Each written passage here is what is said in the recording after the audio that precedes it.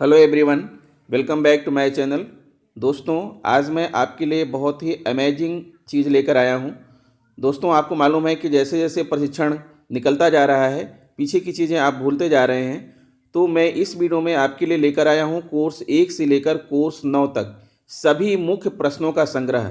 जो भी प्रश्न पूछे गए थे आपके वीडियो के प्रत्येक कोर्स के अंत में 10 प्रश्न पूछे गए थे। तो एक कोर्स 1 से लेकर कोर्स 9 तक के पूरे 90 प्रश्नों का संग्रह मैं आपके पास लेकर आया हूं। आप इस वीडियो पर बने रहें, वीडियो को ध्यान से देखें और पीडीएफ की लिंक वीडियो के डिस्क्रिप्शन में दे दूंगा, वहां से डाउनलोड कर लीजिएगा। लेकिन जो पीडीएफ है पासवर्ड प्रोटेक्टेड है, इसलिए आप वीडियो को कुछ समय तक देखें। मैं आपको पासवर्ड बता दूंगा, उसके बाद आप इसे डाउनलोड कर लीजिएगा। तो आइए दोस्तों, हम शुरू करते हैं अपना यह वीडियो। अगर वीडियो अच्छी लगे तो प्लीज़ चैनल को सब्सक्राइब कर लीजिएगा और बेल आइकन को प्रेस कर दीजिएगा। तो आइए हम शुरू करते हैं अपना यह वीडियो।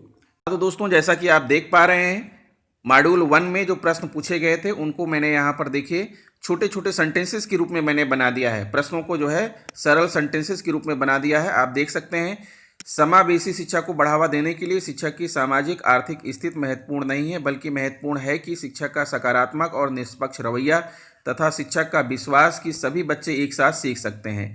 फिर दूसरा है, दृष्टिबाधित छात्र के अभिविन्यास और गतिशीलता प्रशिक्षण के लिए स्कूल भवन के स्पर्श नक्शे उपयोगी होंगे। अगला है, भारत में पहली शिक्षा नीति 1968 में और दूसरी शिक्षा नीति 1986 में आई। अगला प्रश्न है, पाठ्यक्रम राष्ट्रीय पाठ्यचर्या की रूपरेखा से विकसित होता है। यह स्कूलों में शिक्षा के उद्देश्यों को लागू करने के लिए डिजाइन की गई नियोजित गतिविधियों का एक समूह है। इसमें पाठ्यक्रम, पाठ्यपुस्तकों, शिक्षा शास्त्र और मूल्यांकन विधियों को शामिल किया गया है। पांचवा है, राष्ट्रीय पाठ्यचर्या की रूपरेखा शिक्षा पर राष्ट्रीय नीति में उल्लिखित दृष्टि के अनुरूप शैक्षिक उद्देश्य प्रदान करता है। SCERT को NCF विकसित करने के लिए आदेश दिया गया है। यह पाठ्यक्रम और पाठ्यपुस्तकों में शामिल की जाने वाली सामग्री पर मार्गदर्शन प्रदान करता है। छठवां प्रश्न है, NEP 2020 स्कूली शिक्षा के मौजूदा 10+2 डिजाइन को 5+3+3+4 में बदलने का प्रस्ताव देता है। सातवां है, बच्चों को निःशुल्क और अनिवार्य शिक्षा का अधिकार RT अधिनियम वर्ष 2009 में अधिनियमित किया गया और अप्रैल 2010 में लागू किया गया। नेक्स्ट है, UDL सिद्धांत में प्रस्तुति के कई साधन, काम करने के कई साधन तथा अभिव्यक्ति के कई साधन आते हैं। नौवां प्रश्न था, समान विकलांगता वाले दो बच्चों को कक्षा में शिक्षक द्वारा विभिन्न हस्तक्षेप की आवश्यकता हो सकती है। फिर 10वां प्रश्न था, विकलांग व्यक्ति अधिनियम 2016 समावेशी शिक्षा को शिक्षा की एक प्रणाली के रूप में परिभाषित करता है, जिसमें विकलांग और बिना विकलांगता वाले छात्र एक साथ सीखे और शिक्षण और सीखने की प्रणाली उपयुक्त रूप से अनुकूलित हो। दोस्तों, ये जितने भी प्रश्न हैं उनको मैंने छोटे छोटे सेंटेंसेस के रूप में बनाए हैं। आप इनको पढ़ लीजिएगा, क्योंकि आने वाली परीक्षा में इन्हीं में से प्रश्न पूछे जाएंगे। आइए मॉड्यूल 2 का देखते हैं। किसी अन्य व्यक्ति के दृष्टिकोण को स्थितियों से देखने में सक्षम होने की योग्यता, दक्षता को दृष्टिकोण जानना कहते हैं। शिक्षक छात्रों को वास्तविक चिंता और रुचि का संप्रेषण आंख से संपर्क करके कर सकते हैं। अगला प्रश्न है, एक प्रभावी सहायक निर्णय लेने में मदद करता है, व्यवहार परिवर्तन को सुकर बनाता है तथा भावनाओं की समझ को सुकर बनाता है। फिर अगला प्रश्न था, एक संवेदनशील शिक्षक छात्रों की आवश्यकताओं और समस्याओं के अनुरूप होता है। अगला है, तदानुभूति का मतलब किसी और की तरह महसूस करना और सोचना है। नेक्स्ट है, एक शिक्षक संवेदनशीलता के गुणों को दूसरों की भावनाओं और विचारों से अवगत होकर चित्रित करता है। अगला है, बच्चों के समूह के बीच द्वंद्व के मामले में एक शिक्षक के रूप में मैं बच्चों के बीच संवाद करने में सहज बनाऊंगा। फिर अगला प्रश्न है, चौकस श्रवण कौशल उपस्थित होने के लिए एक शिक्षक को छात्रों के मौखिक अभिव्यक्ति, व्यवहार और कार्य तथा गैर मौखिक भाव पर ध्यान देने की आवश्यकता होती है। नेक्स्ट है, स्कूल कक्षा में स्वस्थ वातावरण को बढ़ावा देने के लिए शिक्षकों के अंदर संवेदनशीलता और देखभाल का गुण होना चाहिए। अगला आता है, छात्रों के लिए शिक्षकों को कक्षा के वातावरण में सकारात्मकता को बढ़ावा देने की आवश्यकता है, ताकि छात्र सुरक्षित और स्वीकृत अनुभव कर सकें।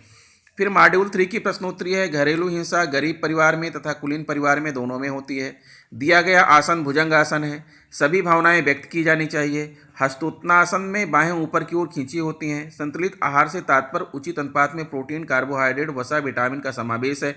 स्कूल सुरक्षा और स्वच्छता में पीने का पानी और भूकंप, अपर्याप्त स्वच्छता सुविधाएं और सड़क सुरक्षा, सांप और किसी भी अन्य कीटों द्वारा परिसर पर आक्रमण, टूटी हुई या कोई बाउंड्री नहीं होना, यह सभी आते हैं। अगला क्वेश्चन था शारीरिक स्वास्थ्य में व्यायाम, योग और घरेलू शारीरिक गतिविधियां सभी आते हैं, लेकिन टीवी पर व्यायाम देखना शारीरिक स्वास्थ्य में नहीं आता। हमारे शरीर में परिवर्तन प्राकृतिक, सामान्य और स्वस्थ होते हैं, यह कथन सत्य है। शारीरिक शिक्षा में विज्ञान, सामाजिक विज्ञान, भाषा और अतिरिक्त पाठ्यक्रम गतिविधियां भी शामिल हैं। इंटरनेट, गैजेट्स और मीडिया के सुरक्षित उपयोग में सोशल मीडिया पर व्यक्तिगत विवरण साझा नहीं करना शामिल है। फिर आते हैं मॉड्यूल 4 में, देखते हैं कि 10 प्रश्न कौन कौन से पूछे गए थे। जेंडर और यौन के बीच आवश्यक अंतर यह है कि यौन एक जैविक अंतर है, जबकि जेंडर पुरुषों और महिलाओं के बीच एक सामाजिक रूप से निर्धारित अंतर है। यह कथन सत्य नहीं है कि जेंडर पुरुषों और महिलाओं और ट्रांसजेंडर के बीच जैविक अंतर को दर्शाता है। लड़के पुरुष और बच्चा पैदा करने के साथ साथ खाना भी बना सकते हैं, यह कथन एक जेंडर स्टीरियोटाइप नहीं है। स्वतंत्र, मेहनती एवं भावुक होना, यह गुण लड़के और लड़कियों दोनों के लिए सही है। लड़के और लड़कियों के बीच जैविक अंतर उनकी संज्ञानात्मक क्षमताओं से संबंधित नहीं है, यह कथन जेंडर मिथक नहीं है। शेफाली पर्वतारोही बनने के लिए प्रशिक्षण ले रही है, यह कथन लिंग भेद को नहीं दर्शाता है। यह कथन कि राजनीति में सत्ता और अधिकार के पदों को संभालने में पुरुषों की तुलना में महिलाएं कम सक्षम होती हैं, सही नहीं है, क्योंकि वह सत्ता और अधिकार के पदों को संभालने में पुरुषों की तरह ही सक्षम होती हैं। लड़के और लड़कियों के साथ बराबरी का व्यवहार किया जाना चाहिए, यह कथन सत्य है। लड़कियां महिलाओं के पास नेतृत्व कौशल है और वह किसी भी पेशे में उत्कृष्टता प्राप्त कर सकती है, यह जेंडर स्टीरियोटाइप नहीं है। जेंडर पुरुषत्व तथा स्त्रीत्व को संदर्भित करता है। फिर मॉड्यूल 5 की प्रश्नोत्तरी देखिए। ई सामग्री निर्माण की निःशुल्क एवं ओपन सोर्स सॉफ्टवेयर मंच है, ऑडेसिटी और ओपनशाट वीडियो एडिटर, H5P, स्क्रैच आदि। अगला है ओपनशाट वीडियो एडिटर गेम्स और एनिमेशन बनाने के लिए फ्री ऑनलाइन प्रोग्रामिंग सॉफ्टवेयर है, यह कथन सही नहीं है। नेक्स्ट है ई पाठशाला है, सभी शैक्षिक ई संसाधनों जैसे पाठ्यपुस्तकों, ऑडियो वीडियो, पत्र पत्रिका और अन्य प्रिंट और नॉन प्रिंट किस्म के शैक्षिक ई संसाधनों का प्रदर्शन और प्रसार हर समय और हर जगह पर निःशुल्क उपलब्ध एक वेब पोर्टल या मोबाइल ऐप जो छात्रों, शिक्षकों, माता पिता और शोधकर्ताओं के लिए शैक्षिक संसाधन उपलब्ध कराता है। फिर अगला क्वेश्चन था स्वामित्व वाले सॉफ्टवेयर जिसे कॉपीराइट धारक से पुनः उपयोग और पुनर्वितरण की अनुमति की आवश्यकता होती है, जिसे उपयोग करने के लिए लाइसेंस की आवश्यकता होती है। इनमें से कोई भी एक फ्री और ओपन सोर्स सॉफ्टवेयर नहीं है।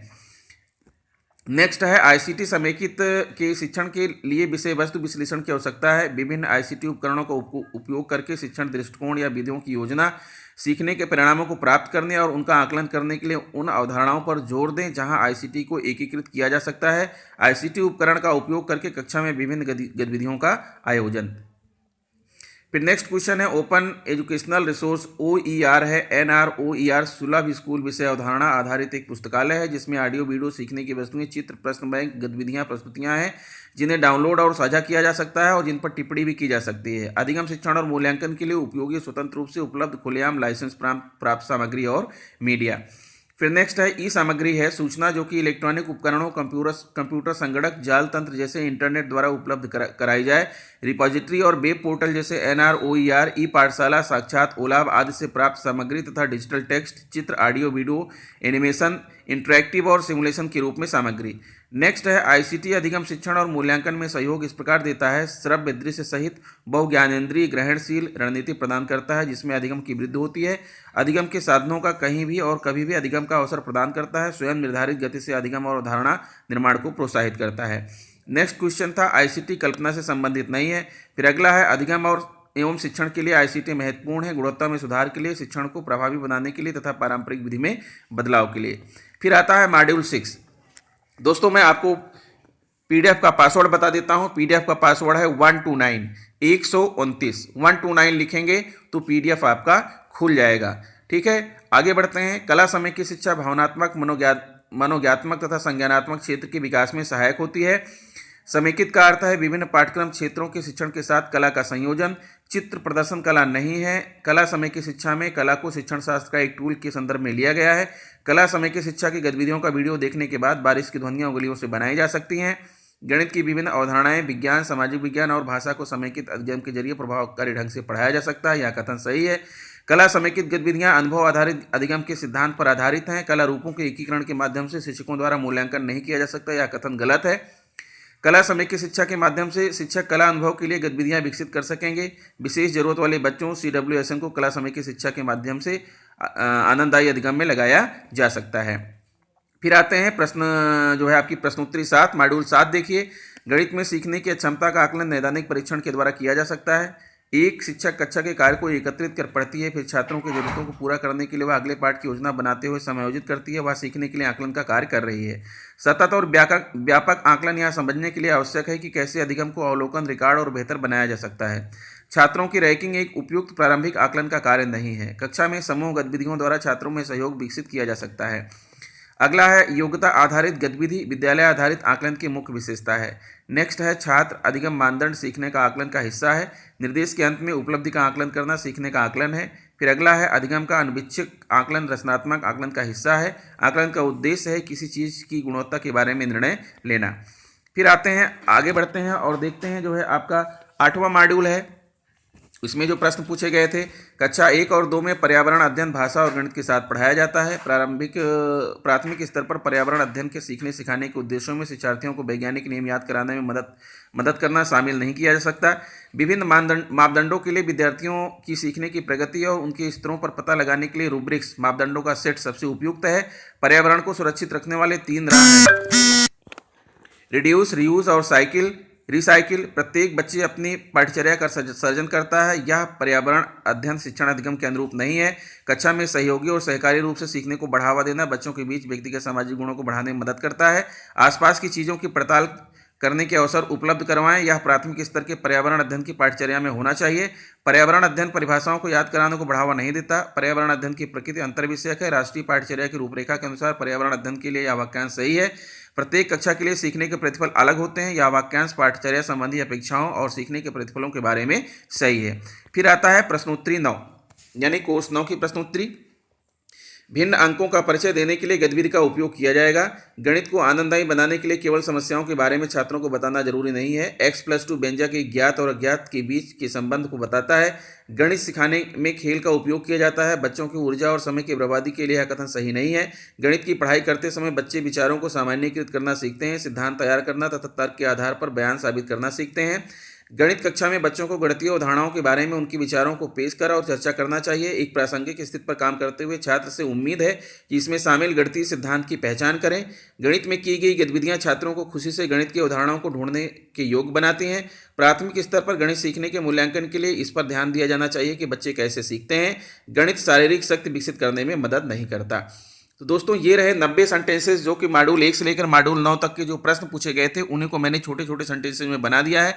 आशा करता हूँ आपको वीडियो अच्छा लगा होगा। अगर वीडियो अच्छा लगा है तो प्लीज़ मेरे चैनल को सब्सक्राइब कर लीजिए, बेल आइकन को प्रेस कर दीजिए और इसे दूसरे मित्रों को शेयर भी कीजिए। PDF की लिंक मैंने वीडियो के डिस्क्रिप्शन में दे रखी है, जिसका पासवर्ड है 129 अर्थात 129। आप इसको डाल के खोल सकते हैं और आप अपने लिए रख सकते हैं। अगली वीडियो में दोस्तों मैं आपके लिए लेकर आऊँगा कोर्स 9 से लेकर के